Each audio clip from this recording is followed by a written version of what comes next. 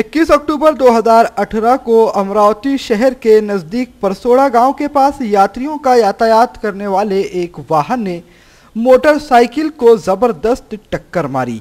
इस हादसे में एक व्यक्ति की घटनास्थल पर ही मौत हो जाने के चलते कुछ देर के लिए परिसर में हालात तनावपूर्ण हो गए।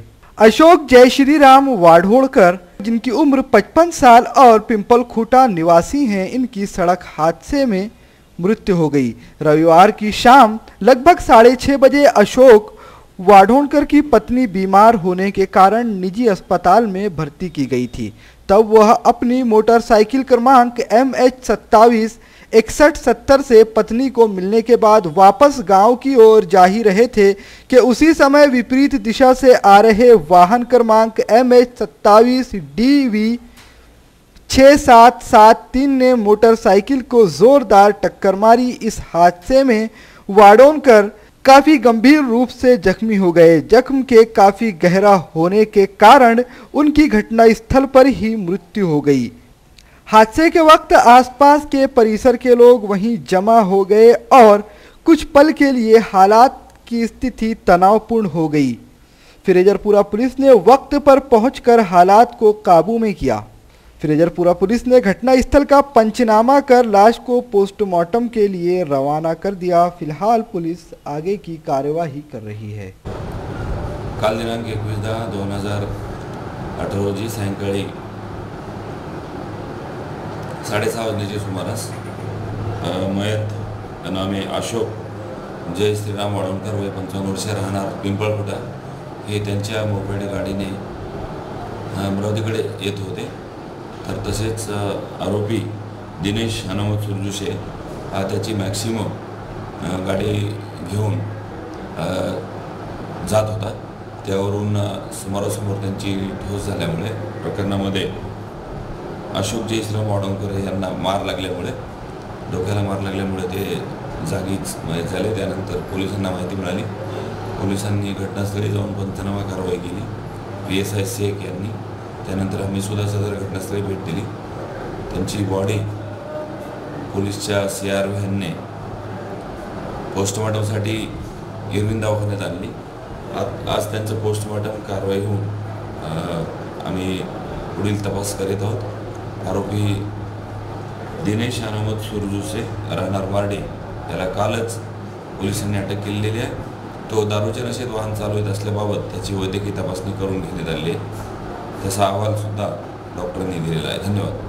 VCN न्यूज के लिए शफीक अहमद की रिपोर्ट।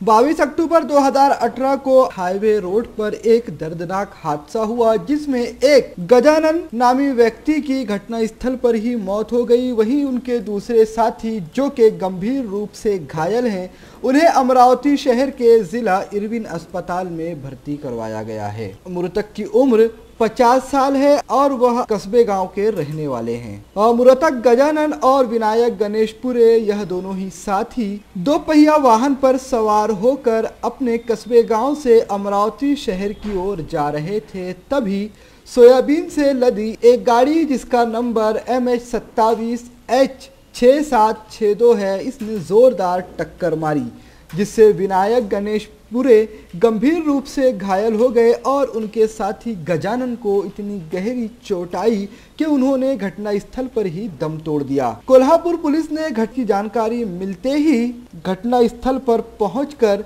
घटनास्थल का पंचनामा किया। घायल को उपचार के लिए तुरंत हॉस्पिटल रवाना करवाया। उसके साथ ही आरोपी ट्रक ड्राइवर संजय गोवर्धन खड़के पर गुनाह दाखिल कर उन्हें IPC की धारा 289, 337, 304 A के तहत गिरफ्तार कर उन पर मामला दर्ज किया।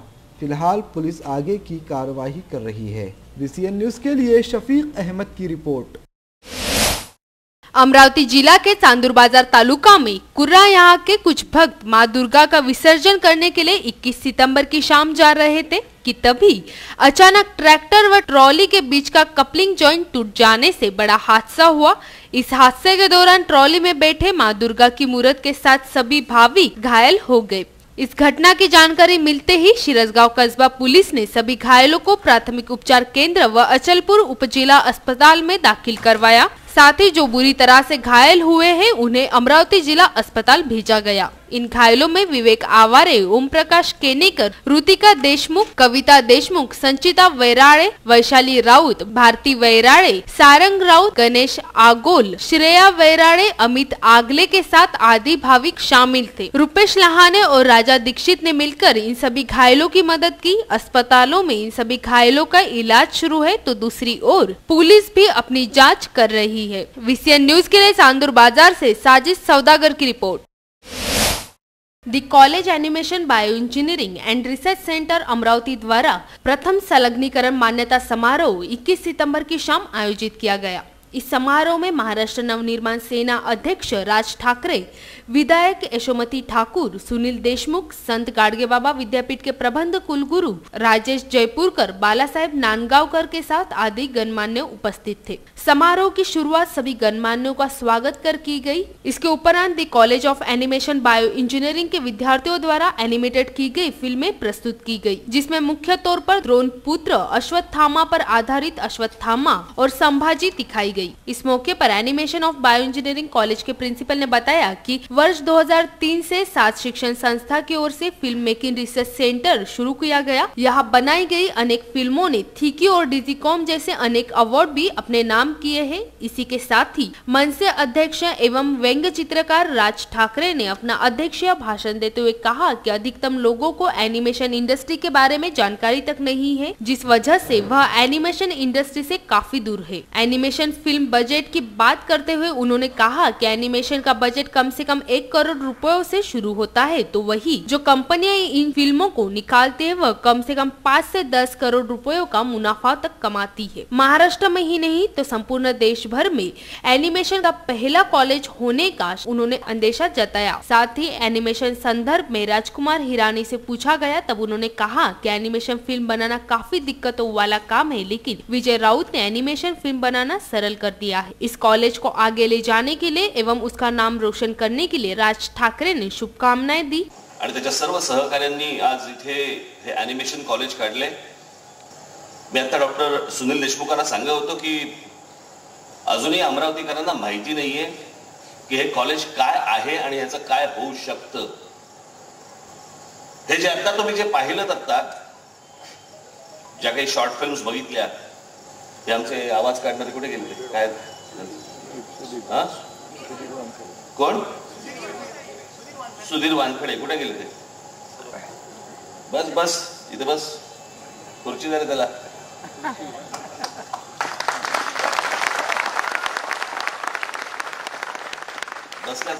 एनिमेशनच्या बाबतीत भारत साधारणपणे 100-200 वर्ष 300 वर्ष मागे आहे। एक ज्या वेळेला तुम्ही एनिमेशन आपल्याकडे ते कल्चरच नाही अजूनही आई वडील ज्या वेळेला त्या मुलाला, एखादा मुलगा म्हणतो की बाबा मला हा पिक्चर बघायचा किंवा आई मला हा पिक्चर बघायचा आहे, तर आई वडील जाताना सांगतात की अरे नाही ते माझ्या मुलाला कार्टून फिल्म बघायला घेऊन चाललो। कार्टून फिल्म, एनिमेशन फिल्म याचा दर्जा काय आहे जगामध्ये याचा आपल्याला अंदाज पण येणार नाही। एकेका एनिमेशन फिल्म, आता ज्या एनिमेशन फिल्म्स येत आहेत आपण कल्पना नाही करू शकणार, परंतु मी तुम्हाला त्याची आर्थिक ताकद सांगतो। मी फक्त एक एनिमेशन फिल्म जी आता पिक्सार किंवा वॉल्ट डिझनी किंवा हे जे बनवतात तेव्हा एका एनिमेशन फिल्मची त्याचं बजेट असतं जवळपास 1000 कोटी रुपये। आपल्याकडे त्याच्यात स्टील प्लांट वगैरे येतात आणि ती फिल्म ज्या वेळेला जगात ज्या वेळेला दाखवली जाते किंवा प्रदर्शित केली जाते त्याच्यानंतर त्या कंपन्या त्या एका फिल्मवरती साधारणपणे 5-10 हजार कोटी रुपये कमवतात। मी जेव्हा कॉलेजमध्ये होतो त्यावेळेला मी कॉलेजमध्ये असताना माझ्या घरामध्ये व्यंगचित्राचे बादशाह होते, परंतु मला कॉलेजमध्ये असताना मला असं वाटायचं की वॉल्ट डिझनी स्टुडिओमध्ये जाऊन ॲनिमेटर व्हावं, पण त्यावेळेला काही सोयी नव्हत्या। आतासारखं काही इंटरनेट, ईमेल वगैरे असे काही प्रकारच नव्हते, त्याच्यामुळे पत्र पाठवायचं कोणाला, बोलायचं कोणाशी प्रश्नच होते सगळे। मी परवा दिवशी इथे या कॉलेजमध्ये शिकणारी जी मुलं आहेत त्या मुलांना मी दुपारी भेटलो आणि मी त्यांना सांगितलं की म्हटलं तुम्ही भाग्यवान आहात की तुम्हाला अशा प्रकारची गोष्ट मिळते। म्हणजे आम्ही ज्या वेळेला जीजस स्कूल ऑफ आर्टमध्ये शिकत होतो, आजही नाहीये मला असं वाटतं, परंतु आम्ही जेव्हा शिकत होतो ॲनिमेशन वगैरे नावाची गोष्टच नव्हती आणि आजच्या मुलांना ही सोय, ही व्यवस्था आज आपल्या देशामध्ये मिळते आहे। एक इतक्या प्रथितयश अशा चित्रकाराकडनं आणि त्याच्या सहकाऱ्यांकडनं ही गोष्ट मिळते, ही छोटी गोष्ट समजू नका. मी आता सुनील देशमुख आणि ताईंना माझं तुम्हाला सांगणं आहे की हे कॉलेज, याच्याकडे तुम्ही कॉलेज म्हणून बघू नका. या कॉलेजमध्ये हे जर वाढलं, उद्या मोठं ज्यावेळेला होईल त्यावेळेला जगभरातली लोक अमरावतीमध्ये येतील.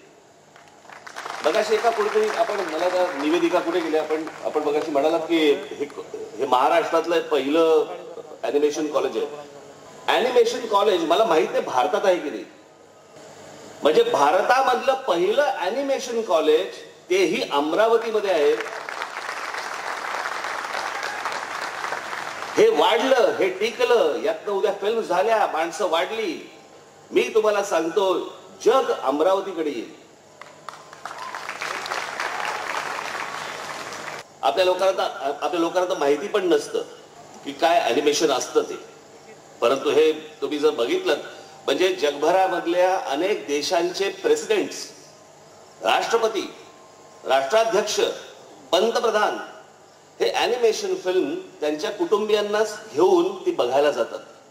जे साध्या चित्रपट, म्हणजे जे चित्रपट आपण जे बघतो त्या चित्रपटाचे जे दिग्दर्शक असतात, म्हणजे मी एके दिवशी माझे मित्र राजकुमार हिरानी, मी त्यांना एके दिवशी विचारलं, म्हटलं राजूजी आप ॲनिमेशन फिल्म क्यों नहीं करते. राजकुमार हिरानींचं स्टेटमेंट म्हणून तुम्हाला सांगतो, मला बोलले नहीं राज, वो बहुत डिफिकल्ट होता है. म्हणजे ज्या राजकुमार हिरानींनी आतापर्यंत जे 5 चित्रपट दिलेत, भारतामधले सर्वात मोठे ब्लॉकबस्टर फिल्म्स त्या माणसाने ज्याने दिले आहेत, त्यांना ज्यावेळेला मी विचारतो ॲनिमेशन फिल्म का नाही करत, त्यावेळेला तो माणूस सांगतो हे अत्यंत डिफिकल्ट आहे, ते अत्यंत कठीण गोष्ट आहे. आणि राजकुमारी हिरानी ज्यावेळेला सांगतात की ती अत्यंत कठीण गोष्ट आहे, त्यावेळेला एक विजय राऊत सारखा एक असा मी येऊन तुम्हाला सांगतो की हे सोपं आहे पण करा. इस मौके पर एनिमेशन कॉलेज के प्रिंसिपल द्वारा एनिमेटेड की गई साईं बाबा की प्रतिमा राज ठाकरे को भेंट दी गई. राज ठाकरे के स्वागत में एनिमेशन कॉलेज के प्राध्यापक सुधीर वानखेड़े ने अपने हुनर का सभी पर जादू चलाते हुए जुरासिक पार्क फिल्म की, साथ ही ट्रेन की आवाज निकाली.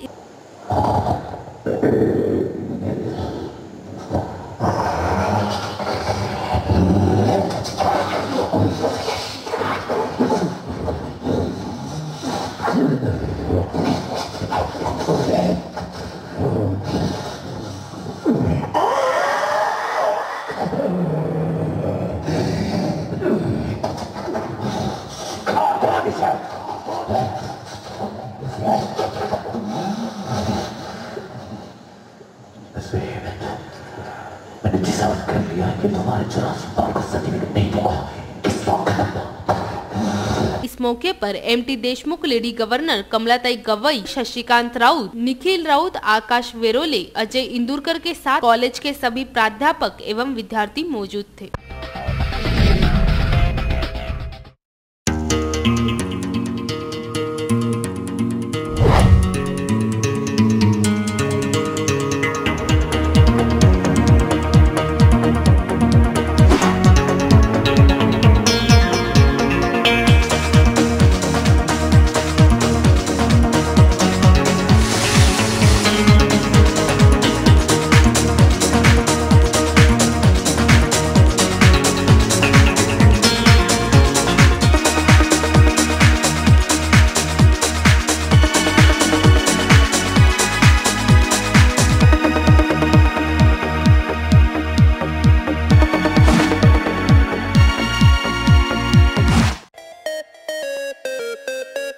विदर्भ का सबसे बड़ा शोरूम बिजीलैंड में Aradhana wholesale shopping mall, wholesale rate में रिटेल बिक्री. आराधना संपूर्ण लग्न बस्ता, बनारसी शालू, डिझायनर साड्या, घागरा ओढणी, salwar suit, dress material, readymade coat, shooting shirting, teenage wear, kids wear, fashion jewellery, lifestyle, shoes व sandal, home decor, matching. Lane number L2, shop number 43 to 48, Busyland complex, Nandgaon Peth, Amravati. Aradhana wholesale shopping mall, wholesale rate में चिल्लर बिक्री. 22 अक्टूबर को संपूर्ण भारत में बहुजन क्रांति मोर्चा का समारूपीय परिवर्तन यात्रा की सभा के कार्यकर्ताओं ने जेल भरो आंदोलन किया। इसकी मकसद यह थी कि बहुजन क्रांति मोर्चा की ओर से समारूपीय परिवर्तन यात्रा का आयोजन अहमदाबाद में किया जाना था, जिसका मकसद था SC, ST, OBC और माइनॉरिटी समाज को एक मंच पर लाना। इस सभा को सभी समाज वर्गों का भारी प्रतिसाद मिल रहा था, लेकिन गुजरात सरकार ने प्रशासन का इस्तेमाल करते हुए इस सभा को कैंसिल करवाया, जिसकी वजह से बहुजन क्रांति मोर्चा के कार्यकर्ताओं में भारी आक्रोश था और इसके प्रतिकार के तौर पर बहुजन क्रांति मोर्चा के लोगों ने अमरावती शहर में भी जेल भरो आंदोलन किया और अमरावती शहर के इरविन चौक पर खड़े होकर खूब नारेबाजी की, जिसमें सरकार का और सरकार की नीतियों का निषेध किया। जय मूल्यवासी साथियों, मैं विनोद गाड़े, राज्य महासचिव बहुजन मुक्ति पार्टी युवा आघाड़ी। आज जो बहुजन क्रांति मोर्चा के माध्यम से जेल भरो आंदोलन किया जा रहा है, माननीय वामन मेश्राम साहब जो बहुजन क्रांति मोर्चा के माध्यम से गुजरात में बहुजनों की लड़ाई लड़ रहे थे, उस बहुजन क्रांति मोर्चा के कार्यक्रम को वहाँ की सरकार ने रद्द कर दिया है। शासन प्रशासन के लोगों ने इस कार्यक्रम पे आने वाले बहुजनों पे, महिलाओं पे, बच्चों पे जो अन्याय अत्याचार किया, वहाँ पे जो लाठीचार्ज हुआ है, उसके विरोध में आज यहाँ पे जेल भरो आंदोलन किया जा रहा है। इस बहुजन क्रांति मोर्चा के जेल भरो आंदोलन में बहुजन मुक्ति पार्टी युवा आघाड़ी, बहुजन मुक्ति पार्टी महिला आघाड़ी, ये तीनों विंग्स के तरफ से भारी मात्रा में कार्यकर्ता के साथ में हमने समर्थन दिया है। और ये जो संविधान के विरोध में सरकार काम कर रही है और हमारे मौलिक अधिकारों का हनन कर रही है, इसके विरोध में और बहुजनों के होने वाले अत्याचारों के विरोध में बहुजन मुक्ति पार्टी हमेशा खड़ी रहेगी और ये संवैधानिक लड़ाई लड़ेगी और बहुजन क्रांति मोर्चा को पूरे साथ सहयोग के साथ में मदद करेगी। जय हिंद, जय भारत। VCN न्यूज से बात करते हुए बहुजन क्रांति मोर्चा अमरावती के सदस्य ने बताया कि यह सरकार आर्टिकल 90 का उल्लंघन कर रही है और बहुजन क्रांति मोर्चा के वामन मेश्राम और VL माथम को जबरदस्ती गिरफ्तार कर लिया है। जब तक इन्हें छोड़ा नहीं जाएगा, बहुजन क्रांति मोर्चा के बैनर तले अमरावती शहर में मूल निवासी युवा आघाड़ी, बहुजन मुक्ति पार्टी की महिला आघाड़ी व युवा आघाड़ी यह सब मिलकर अपना आंदोलन जारी रखेंगे और अमरावती शहर में जेल भरो आंदोलन जारी रहेगा।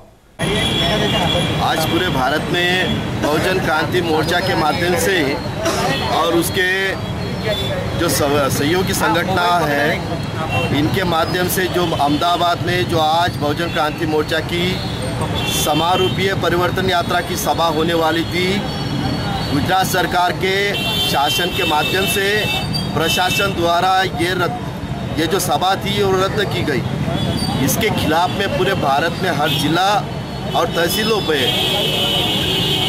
बहुजन क्रांति मोर्चा और बाकी जो ऑफशूट विंग है, इनका जेल भरो आंदोलन का ये कार्यक्रम आज अमरावती में बाबा साहब पुतले के पास और ये सिटी कोतवाली पुलिस स्टेशन में हम करने जा रहे हैं। हमारा जो मकसद है कि बहुजन क्रांति मोर्चा का जो कहना है कि हम SC, ST, OBC और माइनॉरिटी समाज को एक साथ लाने का काम कर रहे हैं और इनमें भाईचारा पैदा करने का काम कर रहे हैं। और ये ना हो, इसके लिए जो शासन में बैठी हुई BJP सरकार है और उसके माध्यम से प्रशासन द्वारा हमारे मूलभूत अधिकारों का जो उल्लंघन किया गया, आर्टिकल 19 का उल्लंघन करके हमारे मूलभूत अधिकार का उल्लंघन जो किया गया है, इसका निषेध करने और अभी खबर आई है कि बहुजन क्रांति मोर्चा के राष्ट्रीय संयोजक माननीय वामन मेश्राम साहब और माननीय VL माथम साहब, इनको अरेस्ट किया गया है। अभी के इसमें ये लेटेस्ट खबर है।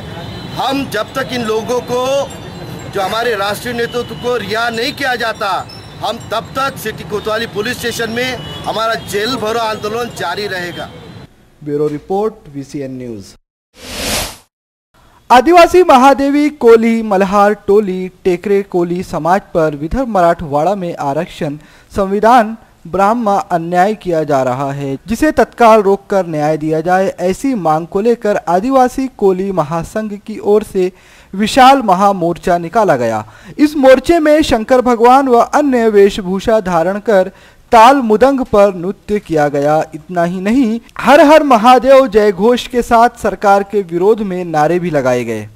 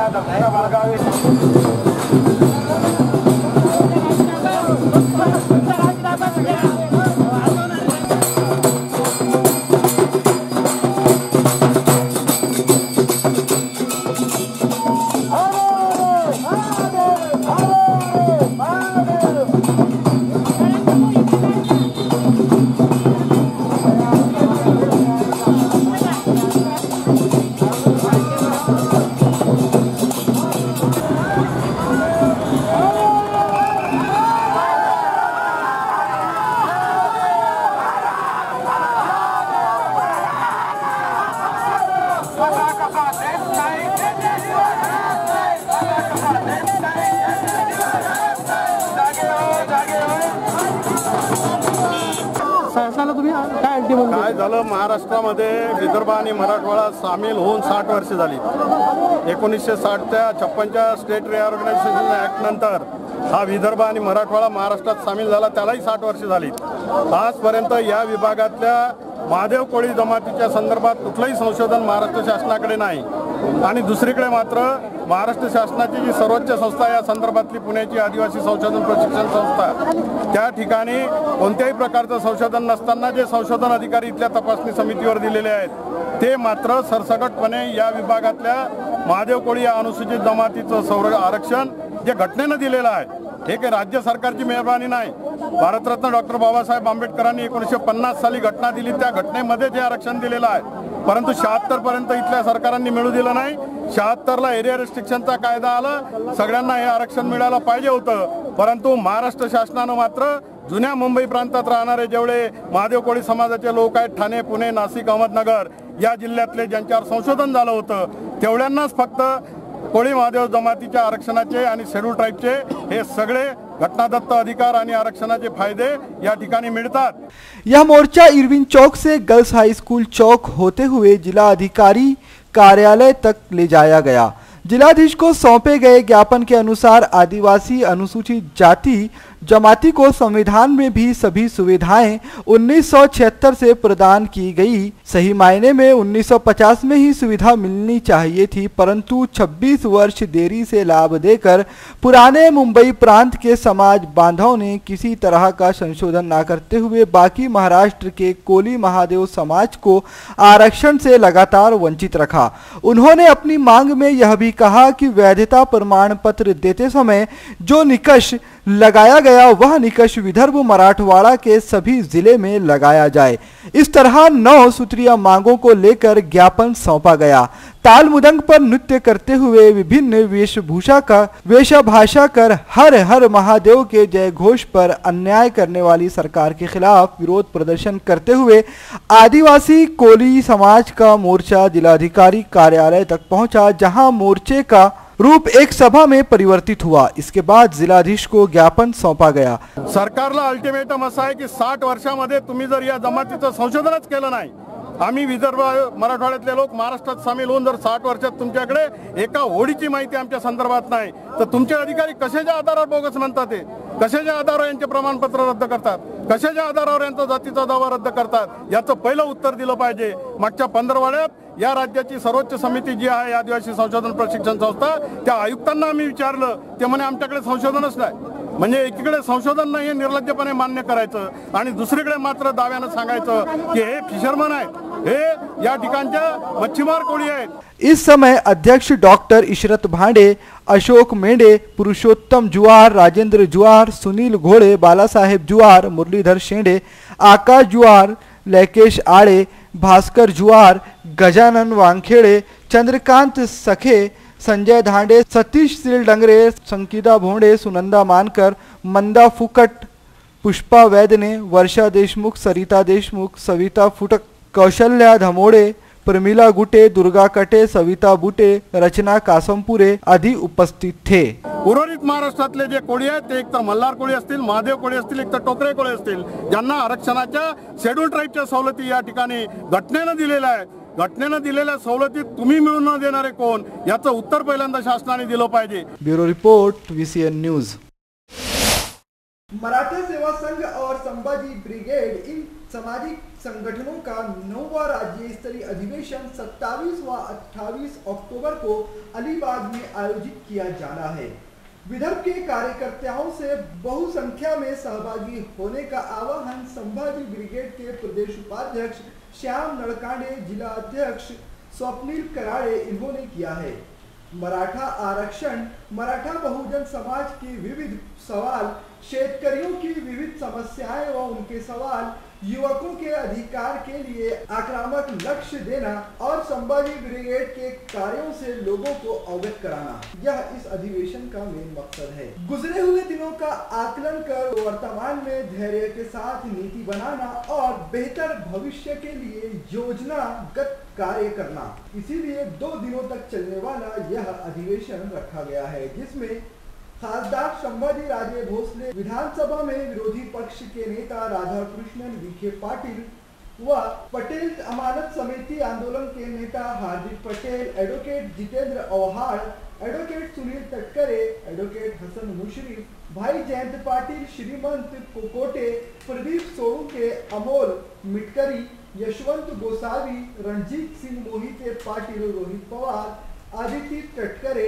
उपस्थित रहने वाले हैं। इसीलिए इस अधिवेशन में समाज से जुड़े लोगों के अधिक से अधिक संख्या में उपस्थित रहने का आह्वान श्याम नड़कांडे, प्रदेश उपाध्यक्ष स्वप्निल कराड़े, जिला अध्यक्ष सौरभ डहाके, उप जिला अध्यक्ष रवि मोरे, उप जिला अध्यक्ष अमोल गावंडे, दरियापुर तालुका अध्यक्ष आकाश भोंगड़े, भातकुली तालुका अध्यक्ष योगेश साबड़े, चांदूर बाजार तालुका अध्यक्ष इन्होंने पत्र वार्ता में किया। येत्या 27 व 28 ऑक्टोबर 2018ला मराठा सेवा संघ संभाजी ब्रिगेड या सामाजिक संघटनेचं 9वं महाअधिवेशन होणार आहे। हे अधिवेशन आमचे प्रदेशाध्यक्ष प्रवीणदादा गायकवाड यांच्या नेतृत्वात होणार आहे। या अधिवेशनाचं महत्त्वाचं आकर्षण असं आहे की जिजाऊचे तैलचित्र ज्यांनी सर्वप्रथम रेखाटलं असे आमचे बंडूभाऊ मोरे यांचा त्या ठिकाणी सत्कार होणार आहे। त्यांना मराठा भूषण पुरस्कार म्हणून त्या ठिकाणी सन्मानित केलं। या अधिवेशनाला आपण जे बंडूभाऊ मोरे आहेत यांना मराठा भूषण पुरस्कार देत आहेत। की शोकांतिका ही आहे, शासनाची असो, काँग्रेस सरकार असो किंवा BJP सरकार असो, या व्यक्तीला अजूनपर्यंत त्या जिजाऊंच्या चित्रांचं 1 रुपया पण मानधन मिळालं नाही। त्यांचं चित्र महाराष्ट्रातच नाही तर देशभरात त्यांचं चित्र पोहोचलं, पण आतापर्यंत त्यांना 1 रुपयाहीच मानधन शासनाने दिलेलं नाही। Bureau report VCN news. संत ज्ञानेश्वर सांस्कृतिक भवन में आने वाले 25 अक्टूबर 2018 गुरुवार के दिन शाम 7 बजे जय शिवराया व बादल भगवे इन गीतों के विमोचन का कार्यक्रम दिनकर तायड़े इनकी तरफ से आयोजित किया जा रहा है। ये दोनों ही गानों में शहर के लगभग 100 कलाकारों ने भाग लिया है और इस गाने की वीडियोग्राफी छतरी तालाव, शिव टेकड़ी, गाविलगढ़ किला चिखलदरा यहाँ पर की गई है।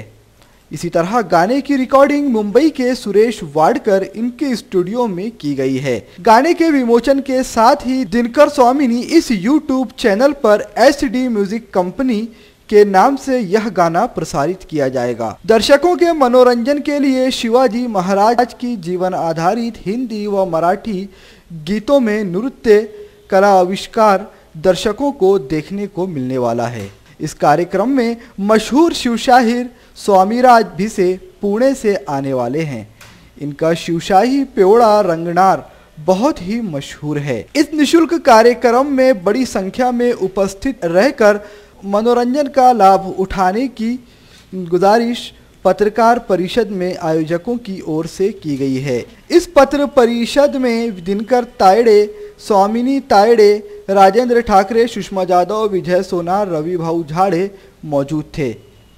Bureau report VCN news.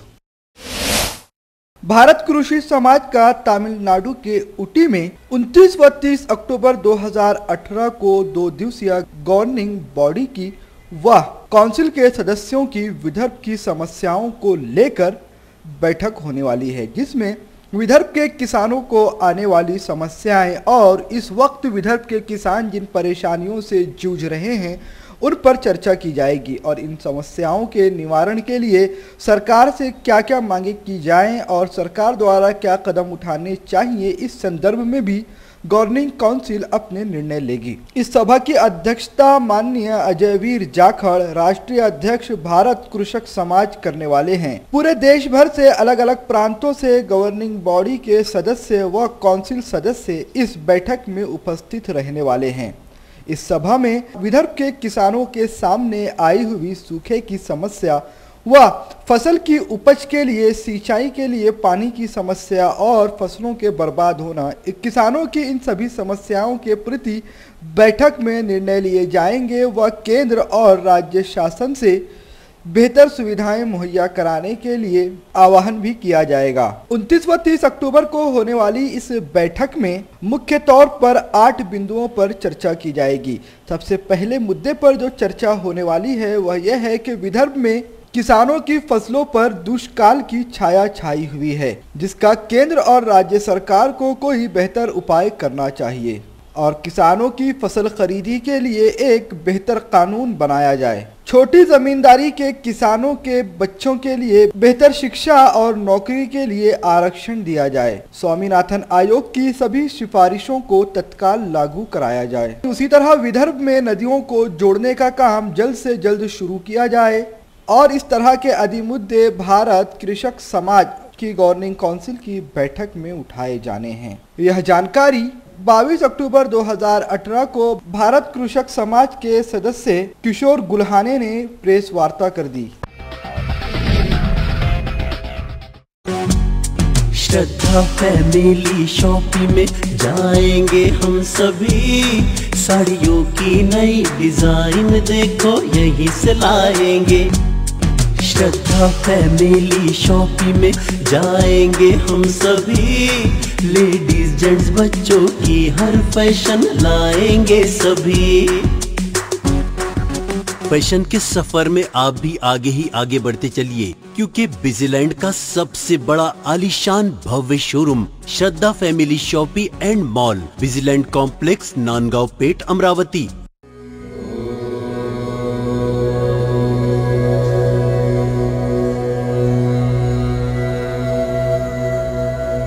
संवाद ज्योतिष एवं आध्यात्मिक अनुसंधान केंद्र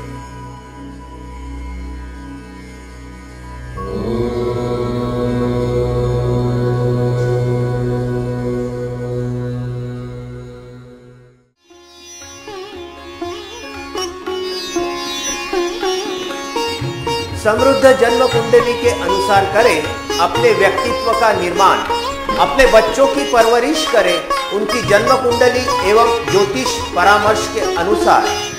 विस्तृत फलादेश के साथ जन्म कुंडली का नया स्वरूप, ग्रहों की शांति के विभिन्न उपाय। संवाद ज्योतिष एवं आध्यात्मिक अनुसंधान केंद्र, अंबादेवी मार्केट, अंबादेवी, अमरावती।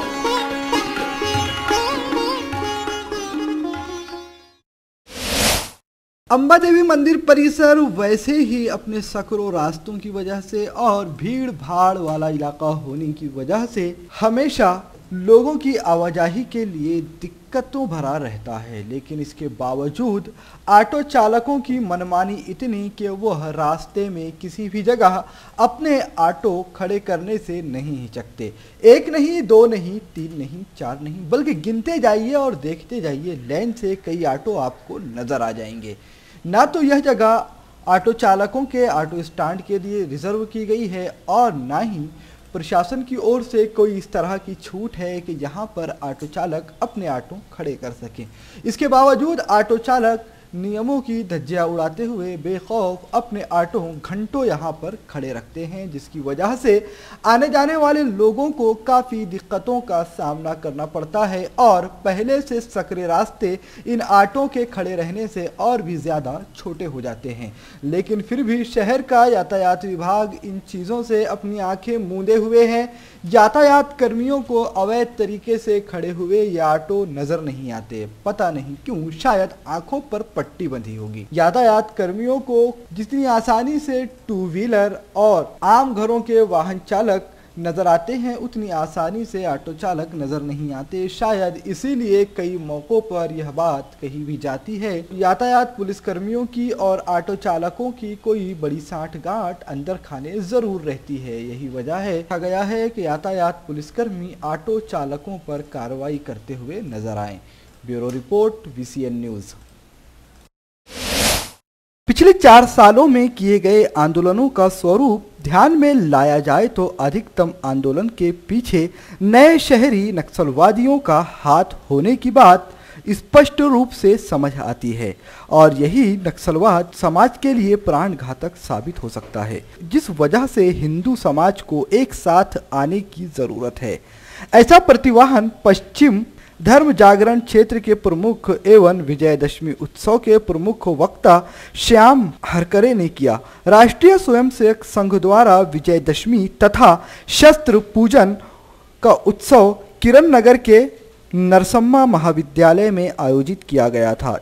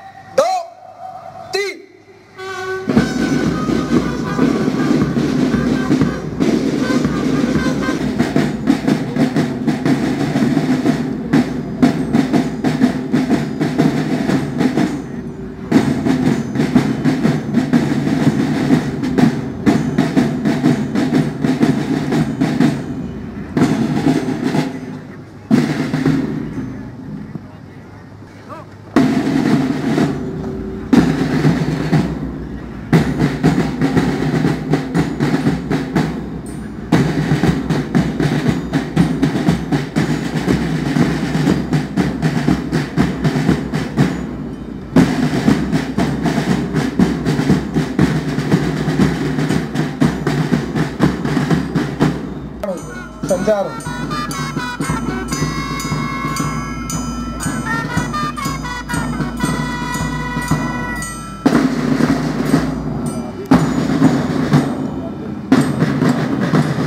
आपल्या कार्यक्षेत्रामध्ये मग युद्धाचं मैदान असेल, समाजाच्या आवश्यकतेनुसार विविध आयाम असतील, तीच रणभेरी घेऊन मनात वीर रसाचा संचार करून अनुशासन बसून एकवटाने समरसतेने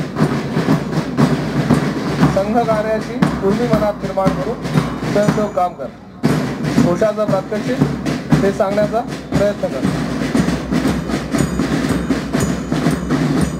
इस मौके पर प्रमुख अतिथि के तौर पर सुजन सर्जिकल एंड कैंसर हॉस्पिटल के संचालक डॉक्टर राजेंद्र सिंह अरोरा व अमरावती विभाग संघ संचालक चंद्रशेखर भोंदू, अमरावती महानगर संचालक सुनील सरोडे सहसाउदी के साथ अन्य कार्यकर्ता मंच पर उपस्थित थे। VCN न्यूज के लिए अक्षय गवई की रिपोर्ट।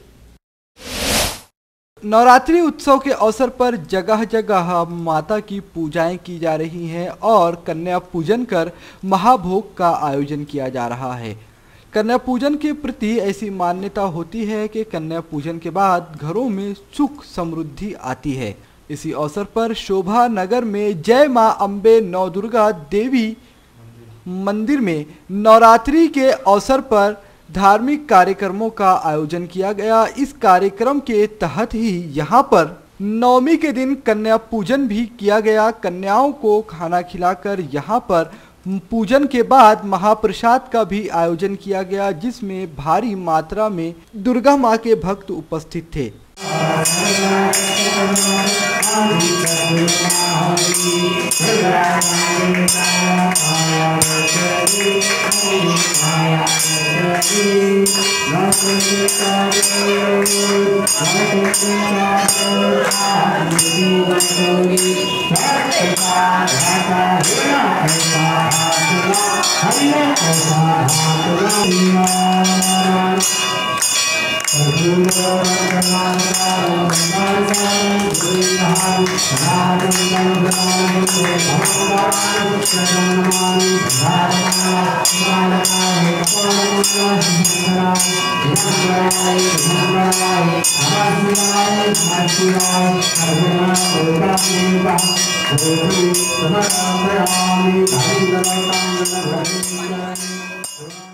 इस अवसर पर भक्तों में काफी हर्षोल्लास व उत्साह नजर आया और इस महाप्रसाद में महिलाओं ने सहभाग लेकर इस महाप्रसाद के आयोजन का लाभ उठाया।